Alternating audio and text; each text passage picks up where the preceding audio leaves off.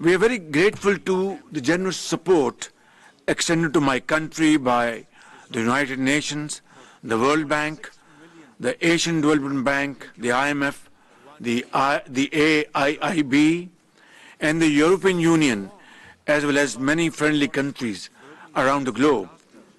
However, relief work is yet not over, especially in parts of Sindh and Balochistan.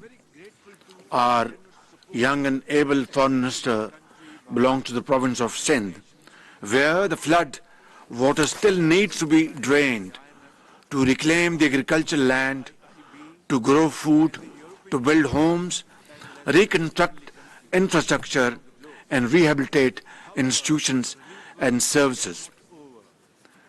Excellencies, you will appreciate that we need to give 33 million people who are deeply affected by the floods their future back.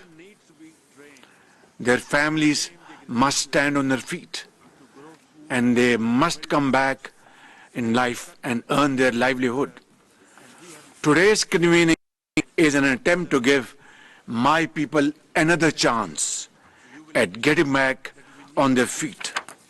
Last October, in collaboration with our development partners, we prepared a post-disaster needs assessment, PDNA, that calculated the total destruction and economic losses from the floods to exceed $30 billion, which is 8% of Pakistan's GDP, pushing 9 million people into abject poverty.